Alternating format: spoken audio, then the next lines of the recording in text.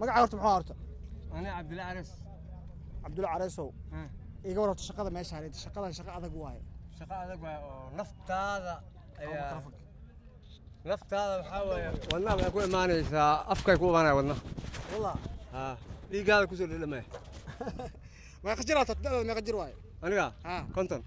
كنت سنة jirtaa ها shaqadan oo ka shaqeynaysaa ها soo ma kugu adka marka da'daada وحل شيء كرمها ya وحل شيء كرمها waxay sug microphone-ka aan sameeyo shaqada maxaa tiri shaqo adag waaye شقة هذا بواي لي قال كسر لما maalintii meeqa saac shaqaysaadi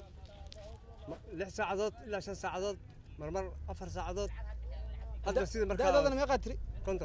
كنت sano waa jirtaa balanta culeyskan dhig boorta aan ku wareysanay xogaa حق الرسول ها ماشي wacha weka chini kwanza hizi mizigo tubonge naye pole pole situngize siasa waka mizigo sasa u shaqeynaa maalintii meeqa saac shaqo soo gashay ay tirto 12 saac subaxnimo ma dhahday حق ماشي هبيك حق ستة كوي تمكي 4 دقيقات ماشي نحن معنا 2 ربع ها 12 meeqa sana ka shaqeynaysaa shaqadan ماشي كمان 20 سنة 20 sano meeshan ka shaqeynaysaa horta magacaaga muxuu ahaa Carees ma ها عبد الله عريس Cabdulla Careesow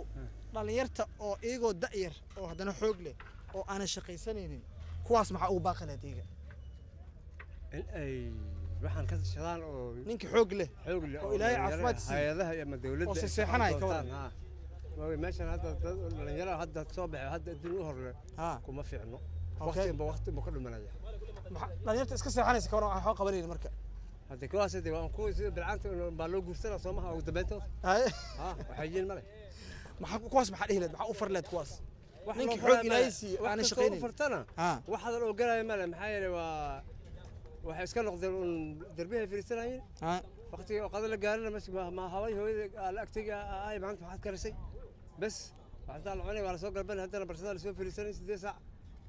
shaqa mise sana ku bilowday aniga waxaan ku bilaabay shaqa waxaan ku bilaabay ani 15 jir 15 jir maalintii inta oo shaqeynaysa ilaa hadda konton iyo dhowr ajirtana waad shaqeynaysaa shaqadan caqabadaha kala kulanta maxaa kamid ah ku dhalay lix cunugna haysta ma sha Allah islaanna waa leedahay shaqada marka dhibaatada kala kulanta maxaa waaye dhibaatada waxaan kala kulmay waxaa horta wax markasta maalin kasta socdo maaha okay waxaa la arkaa laba beri saddex mari inta salaada amaan aska noqon waxba aan la qabanin hoteelada meesha aan deen inta ka cunno ka qoracno aan ka kalbalno hadana maalinta ugu fiican ta meeqa sameyn kartaa maalinta ugu fiican waxaa sameynaa salaada ilaa 7 saac meelaha soo kale aan shaqeyno 800 meel aan helno ilaa 800 maalinta ugu fiican tahay maalinta ugu xuntaana waa maalinta xabad helim hadii aad galbato saad ku galbato okay Soomaalida ku daawanaysa hadda maxaad faraysaa Soomaalida oo inta joogta kuwa adduunyada ka daawanaya meel walba laga daawanaya hadda Ilaahay raa meeshan waxaa ka taala shaqa meel aan shaqa lahayn waa meel oo qurbe waa meel oo ciidan dadka anaga wali aad laga rabin aad boqolkiiba boqol lagu necib yahay la jihaadaya marka dhalinyarada hadda soo kacaysa afadali waxaan dhihi lahaa meesha ka dhigan maciisha meel kala habdoon ha shaqaystaan meel kale ha okay aad u baasantahay maxaa kale oo laga caawin lahaa dal cala Soomaali rabta inay ku caawiso kaleto